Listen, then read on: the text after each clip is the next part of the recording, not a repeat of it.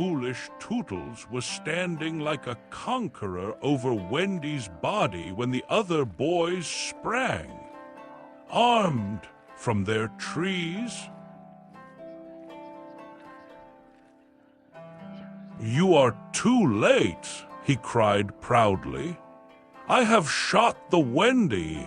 Peter will be so pleased with me." Overhead Tinker Bell shouted, "Silly ass!" and darted into hiding. The others did not hear her. They had crowded round Wendy, and as they looked, a terrible silence fell upon the wood. If Wendy's heart had been beating, they would all have heard it. Slightly was the first to speak. "This is no bird," he said in a scared voice. "I think this must be a lady." "A lady," said Tootles, and fell a-trembling. "And we have killed her," Nibs said hoarsely. They all whipped off their caps. "Now I see," Curly said. "Peter was bringing her to us." He threw himself sorrowfully on the ground. "A lady to take care of us at last," said one of the twins. "And you have killed her." They were sorry for him, but sorrier for themselves. And when he took a step nearer them, they turned from him. Tootles' face was very white, but there was a dignity about him now that had never been there before. "I did it," he said, reflecting. "When ladies used to come to me in dreams, I said, 'Pretty mother, pretty mother.' But when at last she really came, I shot her." He moved slowly away. "Don't go," they called in pity. "I must," he answered, shaking. "I am so afraid of Peter." It was at this tragic moment that they heard a sound which made the heart of every one of them rise to his mouth. They heard Peter crow. "Peter!" they cried, for it was always thus that he signaled his return. "Hide her," they whispered, and gathered hastily around Wendy. But Tootles stood aloof. Again came that ringing crow, and Peter dropped in front of them. "Greetings, boys," he cried, and mechanically they saluted. And then again was silence. He frowned. "I am back," he said hotly. "Why do you not cheer?" They opened their mouths, but the cheers would not come. He overlooked it in his haste to tell the glorious tidings. "Great news, boys," he cried. "I have brought at last a mother for you all." still no sound, except a little thud from Tootles as he dropped on his knees. "Have you not seen her?" asked Peter, becoming troubled. "She flew this way." "Ah me," one voice said, and another said, "Oh, mournful day." Tootles rose. "Peter," he said quietly, "I will show her to you." And when the others would still have hidden her, he said, "Back, twins, let Peter see." So they all stood back and let him see. And after he had looked for a little time, he did not know what to do next. "She is dead," he said uncomfortably. "Perhaps she is frightened at being dead." He thought of hopping off in a comic sort of way till he was out of sight of her, and then never going near the spot any more.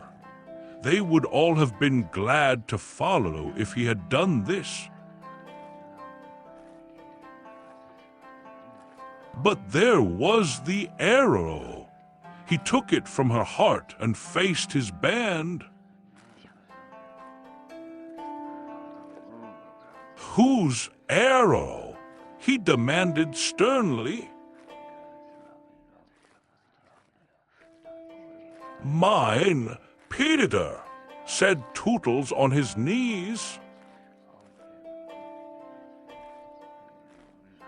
"Oh, dastard hand," Peter said, and he raised the arrow to use it as a dagger.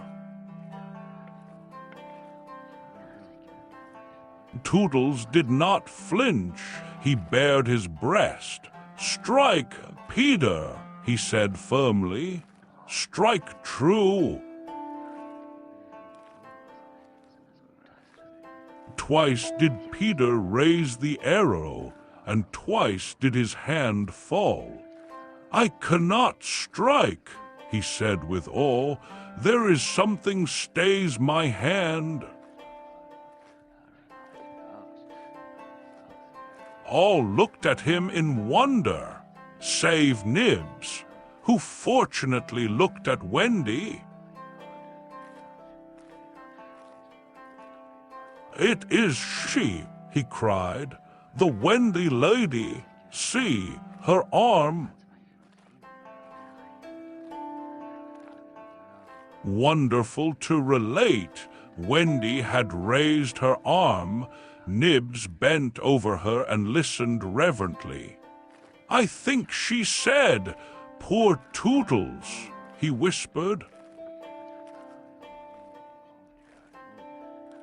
"She lives," Peter said briefly. Slightly cried instantly, "The Wendy lady lives."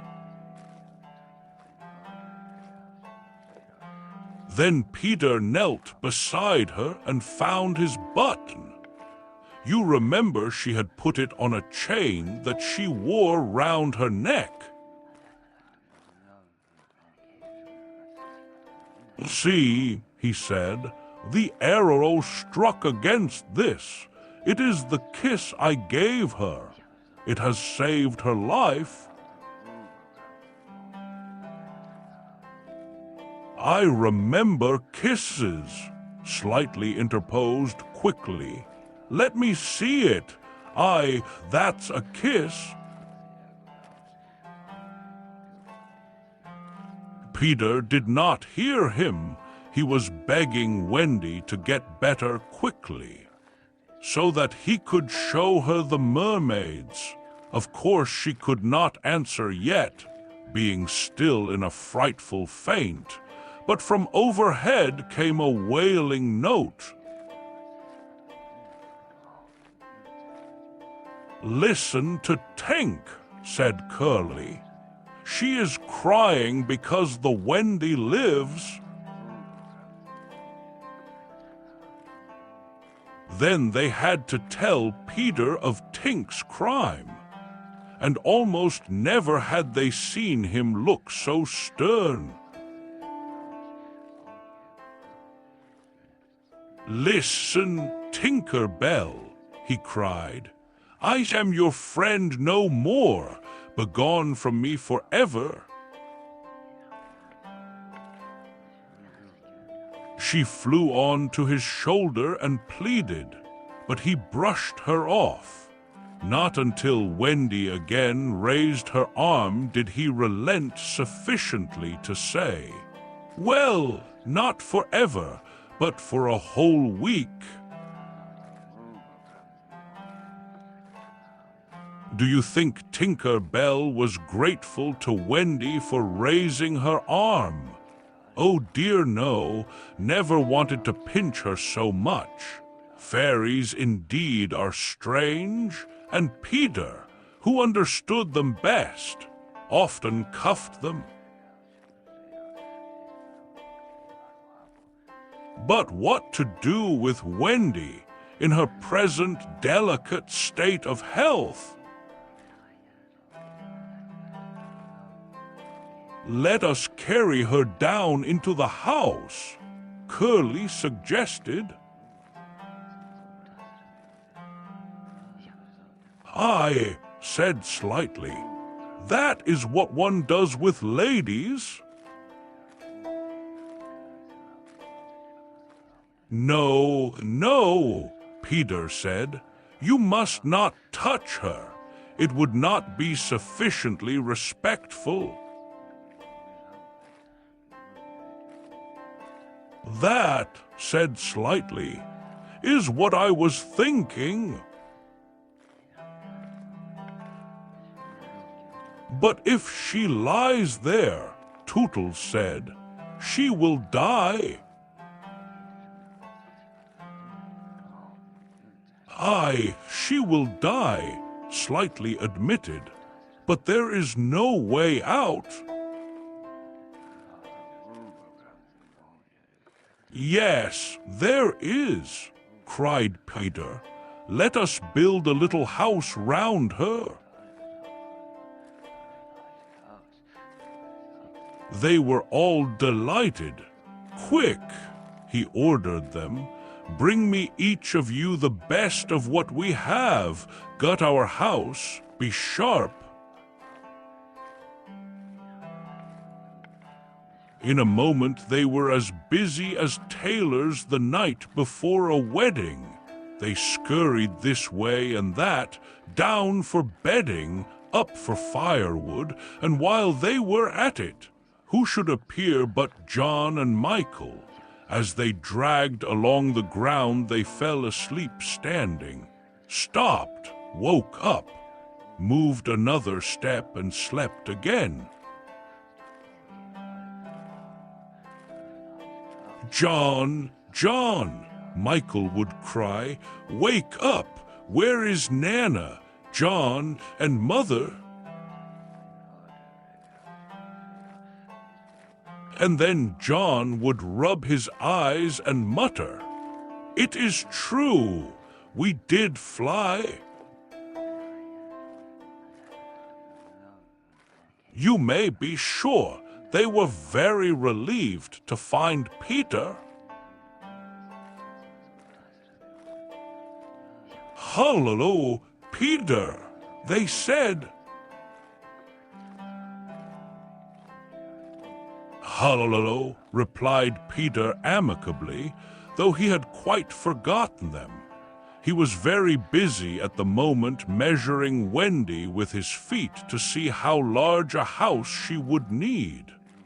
Of course, he meant to leave room for chairs and a table.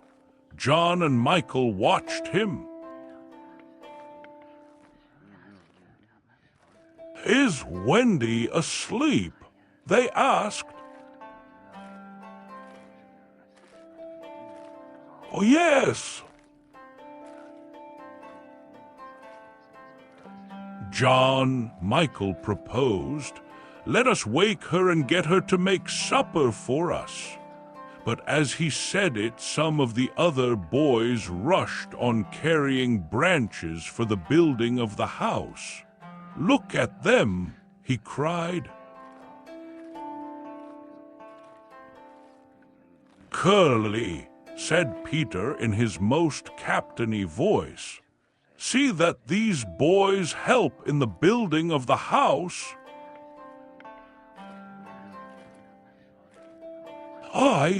I, sir." "Build a house," exclaimed John. "For the Wendy," said Curly. "For Wendy," John said, aghast. "Why? She is only a girl." "That," explained Curly, "is why we are her servants." "You, Wendy's servants?" "Yes," said Peter, "and you also, away with them." The astounded brothers were dragged away to hack and hew and carry. "Chairs and a fender first," Peter ordered. "Then we shall build a house round them."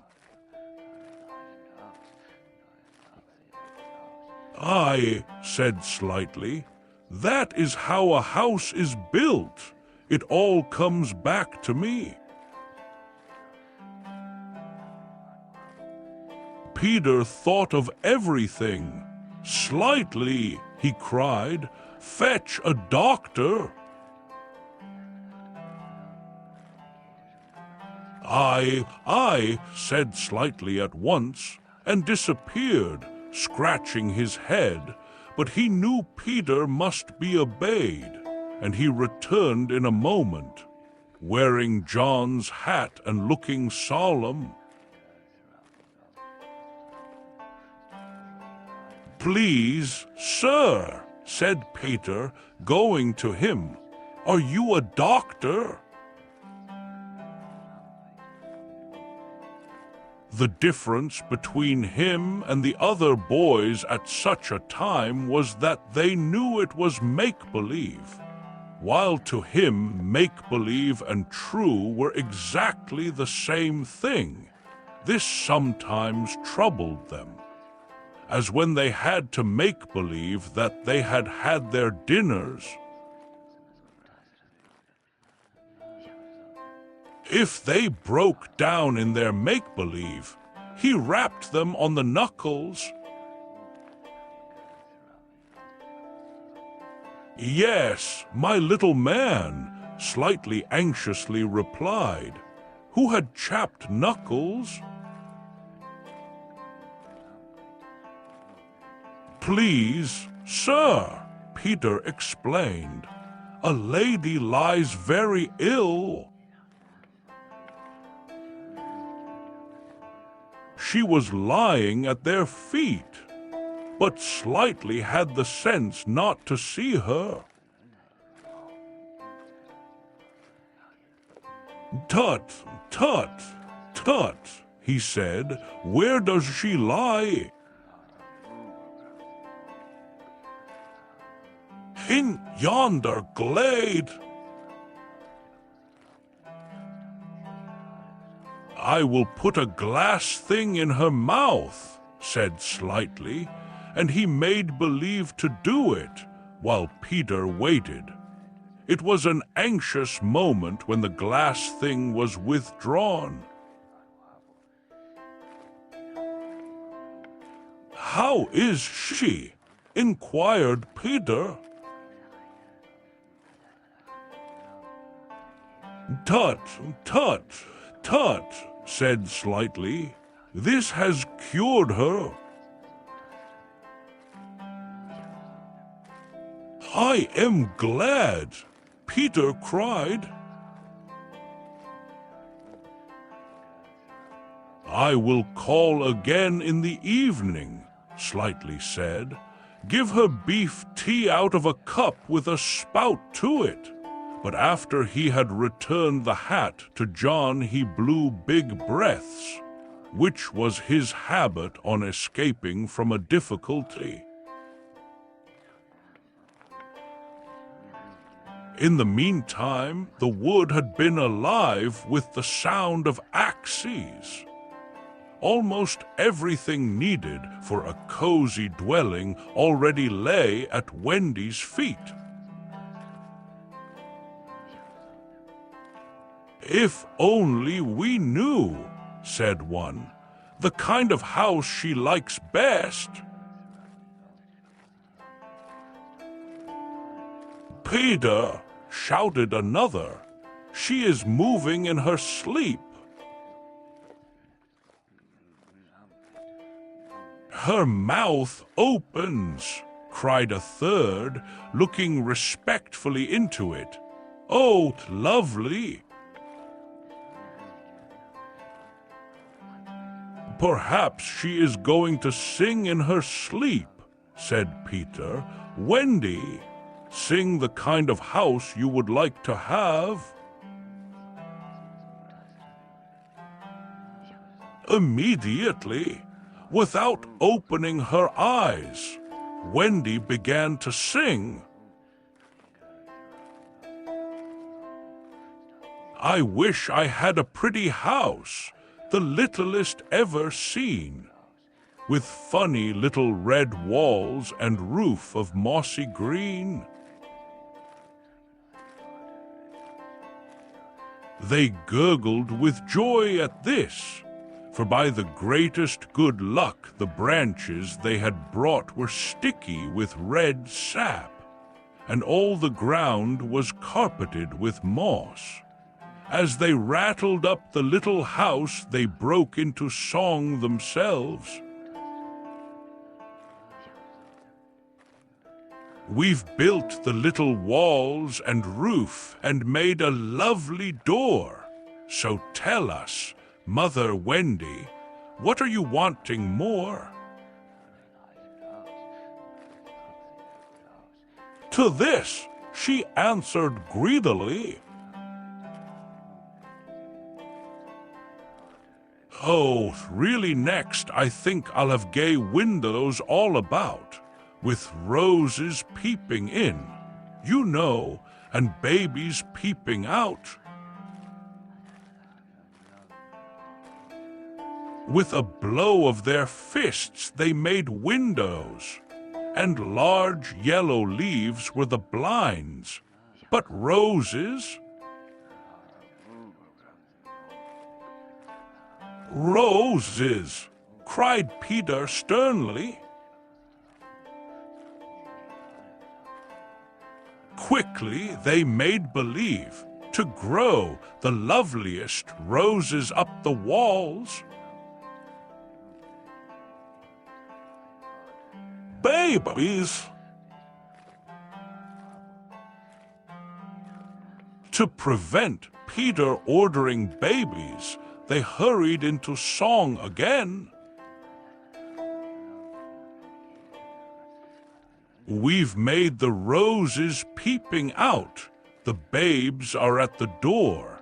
We cannot make ourselves, you know, 'cause we've been made before. Peter, seeing this to be a good idea, at once pretended that it was his own. The house was quite beautiful, and no doubt Wendy was very cozy within, though, of course, they could no longer see her. Peter strode up and down, ordering finishing touches. Nothing escaped his eagle eyes. Just when it seemed absolutely finished, there's no knocker on the door, he said. They were very ashamed, but Tootles gave the sole of his shoe, and it made an excellent knocker. Absolutely finished now, they thought. Not a bit of it. There's no chimney, Peter said. We must have a chimney. It certainly does need a chimney, said John importantly. This gave Peter an idea. He snatched the hat off John's head, knocked out the bottom, and put the hat on the roof. The little house was so pleased to have such a capital chimney that, as if to say thank you, smoke immediately began to come out of the hat. Now really and truly it was finished. Nothing remained to do but to knock. Oh, look your best, Peter warned them. First impressions are awfully important. He was glad no one asked him what first impressions are. They were all too busy looking their best. He knocked politely, and now the wood was as still as the children, not a sound to be heard except from Tinker Bell, who was watching from a branch and openly sneering. What the boys were wondering was, would anyone answer the knock? If a lady, what would she be like? The door opened and a lady came out. It was Wendy. They all whipped off their hats. She looked properly surprised, and this was just how they had hoped she would look. "Where am I?"